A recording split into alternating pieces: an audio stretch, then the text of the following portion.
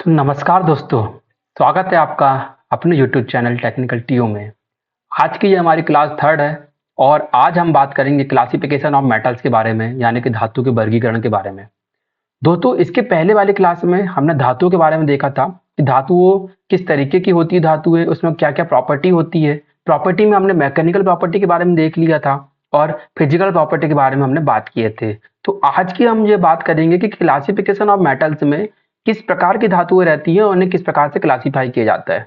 चलिए आगे बढ़ते हैं दोस्तों। आगे बढ़ने के पहले यदि आपने मेरी पहले वाली क्लास नहीं देखी है तो उस क्लास को आप जरूर देखें, क्योंकि यह क्लास उसकी क्लास की डिपेंडेंसी पर रहेगी। चलिए आगे बढ़ते हैं दोस्तों। सबसे पहले हम लोग क्लासिफिकेशन ऑफ मेटल्स के बारे में बात कर रहे हैं, यानी कि धातुओं के वर्गीकरण के बारे में बात कर रहे हैं। तो दोस्तों, धातुओं का वर्गीकरण जो रहता है वह दो तरीके से किया जाता है। दो तरीके से कैसे? एक होता है फेरस मेटल। फेरस मेटल मतलब जिसे कहते हैं लौह धातु। एक होता है फेरस मेटल और दूसरा होता है नॉन फेरस मेटल, अलौह धातु। अब सीधी सीधी सी बात है, यहाँ पर नाम से ही प्रदर्शित हो रहा है, एक लौह है और एक अलौह है। मतलब एक फेरस है और नॉन फेरस है। मतलब कि ऐसी धातु है जिनमें लोहा जो होता है वह मुख्य कंटेंट के रूप में होता है। जो लोहा जो होता है वह मुख्य मुख्य अवयव के रूप में होता है। तो ऐसी धातुओं को हम लोग क्या कहते हैं? फेरस मेटल कहते हैं। और नॉन फेरस मेटल में वह धातु को कहते हैं जिसमें लोहा जो होता है, यानी कि जिसमें जो फेरस जो होता है वह लोहा नहीं होता है। तो ऐसी धातुओं को नॉन फेरस मेटल कहते हैं। दूसरी प्रॉपर्टी इसकी ये है कि जो जो लोहा जो होता है, मतलब कि जो लौह धातु जो होती है, फेरस मेटल जो होता है, वह इसमें मेटेलिक प्रॉपर्टी होती है और दूसरे साथ साथ इसमें मैग्नेटिक प्रॉपर्टी भी होती है। मतलब कि यह वस्तुओं को अपनी ओर आकर्षित करता है। इसके अगेंस्ट में इसमें किसी प्रकार की मैग्नेटिक प्रॉपर्टी नहीं होती। मैग्नेटिक प्रॉपर्टी इसमें नहीं होती। तो यह इनमें बेसिकली अंतर है। चलिए आगे बात करते हैं। तो लौह धातु के बारे में हम लोग बात कर रहे थे, फेरस मेटल के बारे में।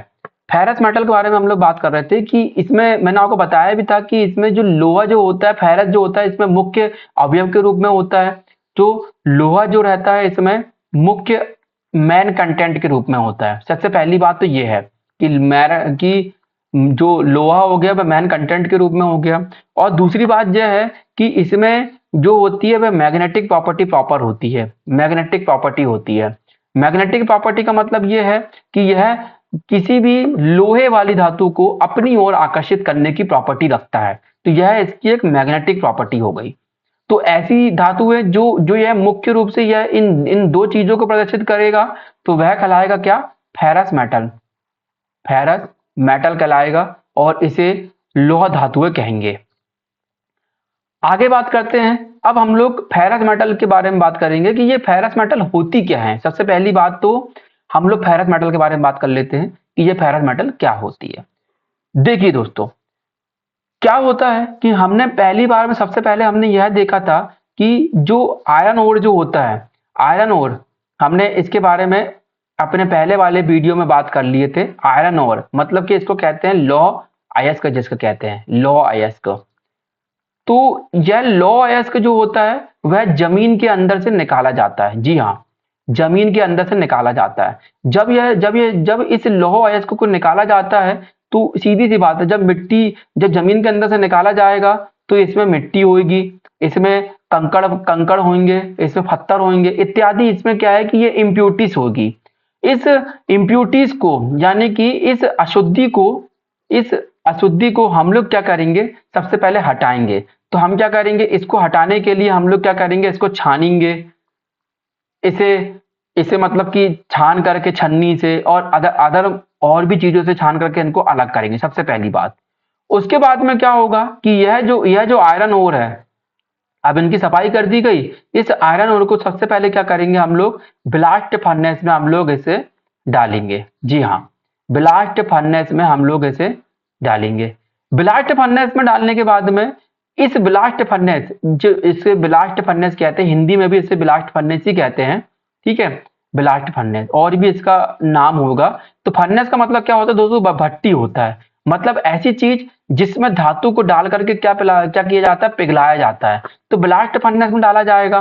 ब्लास्ट फर्नेस में डालने के बाद में इसे 1100 डिग्री सेल्सियस से 1200 डिग्री सेल्सियस तक क्या किया जाएगा? गर्म किया जाएगा। गर्म किया जाएगा। अब इतनी ज्यादा हीट करने के कारण क्या होता है दोस्तों कि इस ब्लास्ट फर्नेस में से पिघली हुई धातु, मेल्ट धातु क्या होती है, निकल के आती है। जी हाँ, मेल्ट धातु निकल के आती है और इस मेल्ट धातु को हम लोग क्या कहते हैं, हम इस मेल्ट धातु को हम लोग क्या कहते हैं, पिग आयरन कहते हैं। जी हाँ, इस मेल्ट धातु को हम लोग क्या कहते हैं, पिग आयरन कहते हैं।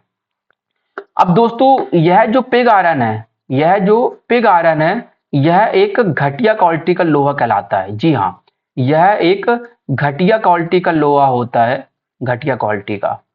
जी हाँ, तो आप इस पिग आयरन को याद रखिएगा। अब इसी पिग आयरन के द्वारा हम लोग क्या करेंगे, आगे जाकर के हम लोग कास्ट आयरन बनाएंगे। मतलब कास्ट आयरन का मतलब ये है कि कास्ट आयरन भी थोड़ा मतलब खराब क्वालिटी का ही होता है, पर ये कास्ट आयरन क्या होता है, इसका प्यूरिफाई फॉर्म रहता है। और हम लोग क्या करेंगे, इसी पिग आयरन से हम लोग कास्ट आयरन बनाएंगे और इसी पिग आयरन के द्वारा मतलब कि थोड़ा प्रॉपर्टी को चेंज कर करके थोड़ा इसे और अलग भट्टी में डाल करके क्यूपुला फर्नेस में डाल करके हम लोग आगे हम लोग क्या करेंगे, क्यूपुला फर्नेस में डाल करके हम लोग कास्ट आयरन बना लेंगे और हम लोग इसे बेसमर परिवर्तक में डाल करके क्या बना लेंगे, स्टील बना लेंगे। तो इस तरीके से क्या होता है कि यह फेरस मेटल क्या होता है, आगे लौह धातुएं बनती है। चलिए पहले देखते हैं कि यह फेरस मेटल की क्या क्या प्रॉपर्टी होती है। थोड़ा फेरस मेटल की क्या क्या प्रॉपर्टी होती है हम लोग ये देखते हैं कि फेरस मेटल किस तरीके का होता है और फेरस मेटल को हम लोग किस प्रकार से हम लोग क्या करते हैं, डिवाइडेशन करते हैं। आशा करता हूं कि मैंने जो अभी समझाया है यह आप लोग को समझ में आया होगा कि किस तरीके से हमने क्या बनाया, पिग आयरन को बनाया है और ये पिग आयरन किस तरीके से क्या प्रॉपर्टी का होता है। अब आगे हम लोग क्या करेंगे, आगे हम लोग यह देखेंगे कि इस फेरस मेटल को हम लोग कितने प्रकार से डिवाइडेशन कर सकते हैं। जी हाँ, चलिए आगे देखते हैं। तो फेरस मेटल को हम लोग क्या करते हैं, हम लोग फेरस मेटल को दो भाग से डिवाइडेशन कर सकते हैं। जी देखिए, सबसे पहले क्या होता है, सबसे पहला होता है यहाँ पर कास्ट आयरन होता है और इसी के द्वारा क्या होता है, स्टील। दूसरा होता है इस्पात। दोस्तों मैंने आपको थोड़ी देर पहले अभी जस्ट बताया कि जो हमारा जो एक पिग आयरन होता है, जो हमारा जो पिग आयरन होता है, पिग आयरन, तो इसी पिग आयरन के द्वारा हम लोग क्या करते हैं, यहाँ पर कास्ट आयरन बनाएंगे, हम लोग क्या करेंगे, स्टील बनाएंगे, इस्पात बनाएंगे। कास्ट आयरन को हम लोग जिस मेथड से बनाएंगे हम लोग उसके लिए क्या करेंगे, हम लोग क्यूपोला फर्नेस का उपयोग करेंगे। जी हाँ, क्यूपोला फर्नेस का हम लोग क्या करेंगे, उपयोग करेंगे। इस क्यूपोला फर्नेस में डाल करके हम लोग क्या करेंगे इसको, और अब जैसे देखिए हमने पिग आयरन को बनाने के लिए हमने क्या किया, इस पिग आयरन को बनाने के लिए हमने ब्लास्ट फर्नेस का उपयोग किया। जी हाँ, ब्लास्ट फर्नेस का उपयोग किया, ब्लास्ट फर्नेस का, यानी ब्लास्ट हम लोग ब्लास्ट भट्टी बोल सकते हैं, फर्नेस को हिंदी में भट्टी बोलते हैं। मतलब ऐसी चीज जहां पर आग जलती है, जहां पर धातुओं को प्यूरिफाई किया जाता है उसे फर्नेस बोला जाता है, भट्टी बोला जाता है। तो हम लोग क्या करेंगे, इस कास्ट आयरन को बनाएंगे, कास्ट आयरन को बनाने के लिए हम लोग क्या करेंगे, क्यूपुला फर्नेस का उपयोग करेंगे और इसको थोड़ा सा और प्यूरिफाई करेंगे। किसको प्यूरिफाई करेंगे, हम लोग कास्ट आयरन को पिग आयरन को प्यूरिफाई करेंगे और इसके बाद में क्या करेंगे, स्टील बनाएंगे। तो यह कास्ट आयरन और स्टील दोनों किससे बनेगा, फेरस मेटल से ही बनेगा। जो हम लोग ने आयरन ओर निकाले थे उसी को ही प्यूरिफाई करके बनाएंगे, इसीलिए हमने यहाँ पर इसको दो कैटेगरी में डिवाइडेशन कर दिया है। ठीक है, यह इसके प्रकार नहीं है, इसके द्वारा यह बनाए जाएंगे, यह यहाँ पर यह शो कर रहा है। चलिए आगे देखते हैं। अब सबसे पहली बात कास्ट आयरन के बारे में ही बात कर लेते हैं। दोस्तों देखिए, कास्ट आयरन की कुछ प्रॉपर्टी होती है। कास्ट आयरन, सबसे पहले हम लोग ये देख लेते हैं कि कास्ट आयरन बनता कैसे। देखिए, हमने कास्ट आयरन को बनाने के लिए हमारे पास में क्या था, हमारे पास में पिग आयरन था। जी हाँ, अभी थोड़ी देर पहले हमने पिग आयरन बनाया था। यदि मैं आपसे पूछूं कि किस भट्टी से बनाया था, तो ब्लास्ट फर्नेस से बनाया था, आप लोग को यह याद होगा। तो अब हम लोग क्या करेंगे, इसी पिग आयरन के द्वारा क्या करेंगे, हम लोग कास्ट आयरन को बनाएंगे। जी हाँ, कास्ट आयरन को बनाएंगे। अब सबसे पहले क्या होगा, सबसे पहले हम लोग क्या करेंगे, भट्टी का उपयोग करेंगे। कौन सी भट्टी का उपयोग करेंगे, तो हम लोग क्या करेंगे, इसके लिए क्यूपोला फर्नेस का उपयोग करेंगे। नाम है इसका, इसका नाम है cupola furnace, cupola furnace. Cupola furnace में क्या करेंगे, हम लोग सबसे पहले स्क्रैप डालेंगे। किसकी स्क्रैप डालेंगे, जो हमने इसके पहले पिग आयरन बनाए थे उसकी स्क्रैप डालेंगे, पिग आयरन बनाए थे उसकी स्क्रैप डालेंगे। प्लस इसमें हम लोग क्या करेंगे, हम लोग इसमें कोयला डालेंगे, कोक जिसको कहते हैं, और क्या करेंगे इसके साथ में चूना डालेंगे। इसको हम लोग क्या करेंगे, 2:4:1 के अनुपात में हम लोग क्या करेंगे, इसको मिलाएंगे और इन तीनों के तीनों कंटेंट को हम लोग क्या करेंगे, मिला करके भट्टी में डाल देंगे, क्यूपोला फर्नेस में डाल देंगे। और इससे क्या करेंगे, इसे लगभग हम लोग क्या करेंगे, 1350 डिग्री सेल्सियस तक का क्या करेंगे, गर्म करेंगे। गर्म करने पर क्या करेंगे, जब ये ठंडा होगा तो ठंडा करने पर हम लोग क्या करेंगे, इसे इसे हम लोग क्या करेंगे, सांचे में डाल करके जमा लेंगे। इस तरीके से हम लोग क्या करेंगे, जमा लेंगे, बिल्ट बना लेंगे, या इस तरीके से हम लोग जमा लेंगे। तो यह जो सांचे में डाल करके जो बनाया, इसे कहते हैं हम लोग कास्ट आयरन। यह कहलाता है कास्ट आयरन। फाइनली हमने क्या करा है कि हमने पिग आयरन के द्वारा हमने क्या किया है, कास्ट आयरन को बना लिया है। जी हाँ। अब यह जो कास्ट आयरन होता है, अब इस कास्ट आयरन की क्या प्रॉपर्टी होती है, तो दोस्तों यह जो हमने कास्ट आयरन बनाया है, यह जो हमने कास्ट आयरन जो बनाया है, इस कास्ट आयरन की प्रॉपर्टी यह होती है कि इसमें 2% से लेकर के 4% तक क्या होता है, कार्बन का कंटेंट होता है। और इतनी ज्यादा कार्बन की प्रॉपर्टी, 2% 4% का कार्बन कंटेंट बहुत ज्यादा होता है दोस्तों। तो यह इतने ज्यादा कार्बन की क्वांटिटी में हम इसे किसी भी प्रकार के ज्यादा यूजफुल मटेरियल को नहीं बना सकते। जैसे एग्जांपल के लिए हम लोग इसके द्वारा हेक्सा नहीं बना सकते, हेक्सा फ्रेम नहीं बना सकते, हम लोग इसके द्वारा हैमर नहीं बना सकते, हम लोग इसके द्वारा फाइल नहीं बना सकते। तो इसे बनाने के लिए हम लोग क्या करेंगे, इससे हम लोग इसको फिर से प्यूरिफाई करेंगे। पर हाँ, एक बात है कि इसके द्वारा टूल्स नहीं बनाया जा सकता, पर बाकी काम किया जा सकता है। अब क्या काम किया जा सकता है उसके बारे में बात करते हैं। जी देखिए, ये अभी मैंने थोड़ी देर पहले आपको बताया कि भैया यह कंस्ट्रक्शन ऑफ कास्ट आयरन है, कच्चा लोहा का निर्माण कर रहे हैं। तो इसमें 3 मुख्य स्टेप्स होते हैं। सबसे पहला होता है हीटिंग, जिसमें गर्म करते हैं। दूसरा होता है पोरिंग, सांचे में डालते हैं। और तीसरा होता है कूलिंग। मैंने आपको बताया कि हीटिंग करने के लिए हम लोग क्या कर रहे थे, हम लोग क्यूपोला फर्नेस का उपयोग कर रहे थे। हम लोग क्यूपोला फर्नेस का उपयोग कर रहे थे। अब इस क्यूपोला फर्नेस में हम लोग क्या कर रहे थे, दूसरी चीज हम लोग 1350 डिग्री सेल्सियस पर गर्म कर रहे थे। लगभग लगभग 1350, 1400, 1250, इतना इतना इतना वेरिएशन हो सकता है। उसके साथ में हमने क्या करे थे कि हमने 2:4:1 के अनुपात में हमने क्या करे थे कि पिग आयरन की स्क्रैप प्लस कोयला प्लस हमने लाइम स्टोन मतलब कि चूना पत्थर को डाले थे। दोस्तों ये चूना पत्थर को क्यों डालते हैं, चूना पत्थर क्या होता है कि जो लोहे में जो अशुद्धि होती है, जो इम्प्यूरिटीज होती है, इसको मेल्ट कर करके बाहर निकाल देता है। इसलिए हम लोग क्या करते हैं, चूना पत्थर को मिलाते हैं। अब उसके बाद में दूसरी चीज क्या करें हमने, जब यह पिघल गया, मतलब कि जो हमारा प्योर प्योर फॉर्म में जब लोहा आ गया, तो हमने क्या करा, इसको सांचे में डाल दिया। सांचे में इस तरीके से डाल दिया, और सांचे में डालने के बाद क्या करा है कि यह बन गया अब कास्ट आयरन। गरम कर लिए तो प्योर हो गया, और इसको क्या कर दिए, बाद में हमने शीतलिंग कर दिए, मतलब कूलिंग कर दिए। इस तरीके से हमारा क्या हुआ, कास्ट आयरन तैयार हुआ। यहाँ पर आपको दिख भी रहा है डायग्राम में किस तरीके से यहाँ पर इस पिघले हुए लोहे को इसमें डाला जा रहा है। तो यह सांचा कहलाता है जिसमें यह डाला जा रहा है, और इस तरीके से यह क्या होता है, शीतलन होने के बाद में क्या होता है, प्यूरिफाई होता है। आगे देखते हैं।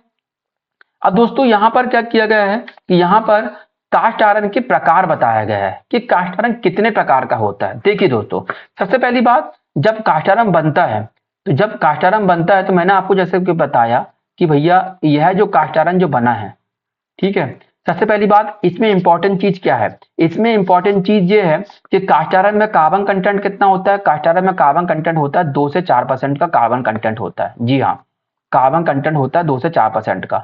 दूसरी बात कि इसका मेल्टिंग पॉइंट कितना होता है, तो इसका मेल्टिंग पॉइंट होता है 11 से 50 डिग्री सेल्सियस। मतलब इतने डिग्री सेल्सियस पर लगभग लगभग ये क्या होता है, पिघल जाता है। दोस्तों एग्जाम में मेल्टिंग पॉइंट बहुत पूछता है, कार्बन का कंटेंट पूछेगा। अब इसके बाद में क्या होता है कि इससे जैसे जैसे हम लोग अलग अलग प्रॉपर्टी में डिवाइडेशन करते हैं, मतलब कि किसी किसी कास्ट आयरन में क्या होता है कि जब जब उसको गर्म किया जाता है तो उसमें ग्रेफाइड होता है। ग्रेफाइड तो होता ही है, ग्रेफाइड होता है। तो इसमें क्या होता है, ग्रेफाइट फ्री अवस्था में, मतलब कि फ्री फ्री स्टेज में होता है, फ्री स्टेज में होता है। तो इस जैसे कि अब यहाँ प्रकार दिए हुए हैं, तो यहाँ ये जो क्या होता है, ये गिरे कास्ट आयरन इसको कहते हैं। इसका नाम है ये गिरे, क्योंकि जब ये बनता है तो यह गिरे रंग का होता है, इसलिए इसे गिरे कास्ट आयरन कहते हैं। इसके द्वारा क्या होता है, इसमें इसमें जो कास्ट आयरन जो होता है वह ग्रेफाइट की फ्री स्टेज में होता है, फ्री अवस्था में होता है।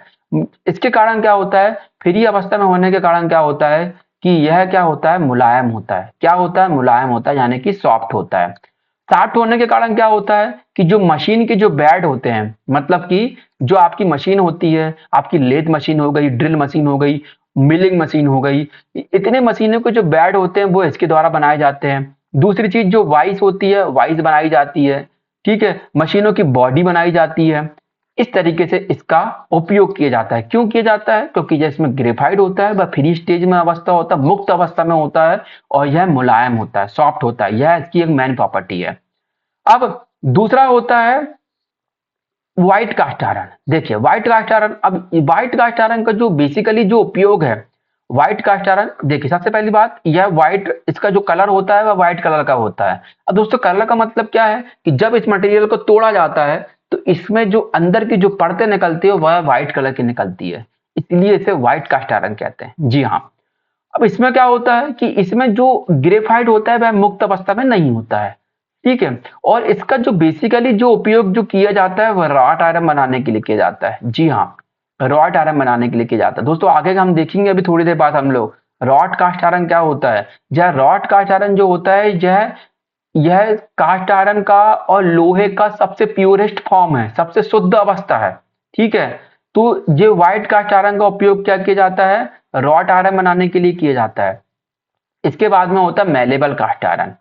दोस्तों यह सब कास्ट आयरन की ही अलग अलग प्रॉपर्टी से बनाया गया है, कच्चा लोहा है। अब मेलेबल कास्ट आयरन क्या होता है, मेलेबल कास्ट आयरन का उपयोग हम लोग क्या किया जाता है कि जो मटेरियल होते हैं, जो कुछ टूल्स जो होते हैं, जो धातु की चादरें होती हैं, आपने आयरन शीट देखा होगा, आपने आयरन शीट देखा होगा, यह आयरन शीट जो होता है वह मेलेबल कास्ट आयरन से ही बनता है। इसके बाद में होता है नोडुलर कास्ट आयरन, जिसको कहते हैं तन्य कच्चा लोहा। नोडुलर कास्ट आयरन जिसको कहते हैं तन्य कच्चा लोहा। दोस्तों आप लोगों ने आयरन के तार बनते हुए देखा होगा, आयरन के तार देखा होगा, तो वह इससे बनाया जाता है। देखिए कास्ट आयरन एक है पर इसकी अलग अलग प्रॉपर्टी है और अलग अलग प्रॉपर्टी से अलग अलग चीजें बनाई जा रही है, यह आप लोग के काम का है। दोस्तों एग्जाम में भी क्या होता है कि कभी कभी एग्जाम में यह पूछ लिया जाता है कि जो मशीन बेड जो होता है वह मशीन बेड किस कार्बन या किस कास्ट आयरन का बनाया जाता है। अब उसमें क्या होता है कि ऑप्शन में हमारा कास्ट आयरन भी रहता है और ऑप्शन में हमारा ग्रे कास्ट आयरन भी रहता है। अधिकतर लोग इसे कास्ट आयरन लगाकर टिक करके जाते हैं, जबकि इसका एक्चुअल आंसर क्या है, ग्रे कास्ट आयरन। यदि अगर ग्रे कास्ट आयरन ऑप्शन में नहीं है तो कास्ट आयरन आंसर क्या होगा, सही होगा, ठीक है। अब अगला आता है यहाँ पर रॉट आयरन। इसको कहते हैं, क्या कहते हैं इसको, रॉट आयरन कहते हैं। दोस्तों जो प्योरेस्ट फॉर्म है, सबसे ज्यादा शुद्ध जो लोहा है वह यही है, जो सबसे ज्यादा जो शुद्ध लोहा है वह यही है। इसमें कार्बन की जो प्रॉपर्टी होती है वह 0.03% तक होती है, 0.03% या 0.02% इसमें कार्बन की यह प्रॉपर्टी होती है। इतनी कम कार्बन की प्रॉपर्टी होने के कारण यह सबसे पहली बात तो क्या होता है, सॉफ्ट होता है, बहुत ही सॉफ्ट होता है, बहुत ही मुलायम होता है।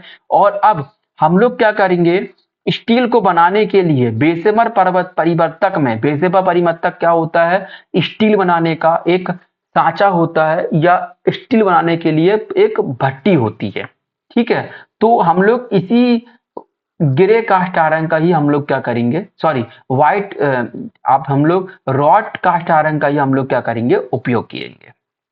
चलिए आगे और भी चीज है, हाँ रॉट आयरन के बारे में देख लेते हैं। अब देखिए सबसे पहली बात तो हमने यह देख लिया कि भैया जो इसमें कार्बन की जो प्रॉपर्टी होती है, जो कार्बन परसेंटेज जो होता है वह कितना होता है, 0.02 से 0.03% या लगभग 0.05% से कम होता है। ये इसकी एक प्रॉपर्टी हो गई। एग्जाम में बहुत बार पूछा जाता है कि इसे किस भट्टी से बनाया जाता है, तो इसे पुडलिंग पुडलिंग फर्नेस से बनाया जाता है। जी हाँ, पुडलिंग फर्नेस से इसे तैयार किया जाता है, जिसे पुडलिंग भट्टी भी कहते हैं, ठीक है, पुडलिंग भट्टी भी कहते हैं। दूसरा दूसरा मोस्ट इंपॉर्टेंट चीज है कि इसका मेल्टिंग पॉइंट कितना होता है, तो इसका मेल्टिंग पॉइंट लगभग 1550 डिग्री सेल्सियस तक होता है। जी हाँ। और इसके बाद में क्या इसका उपयोग काय के लिए किया जाता है, दोस्तों देखिए जितनी भी अगर मान लो कोई प्योरिटी वाली चीज है तो वह इसी से ही बनेगी। उसके बाद में हाँ, इससे इससे कोई भी टूल्स नहीं बनाया जा सकता, क्योंकि इसमें कार्बन का परसेंटेज वैल्यू जो होती है बहुत कम होती है।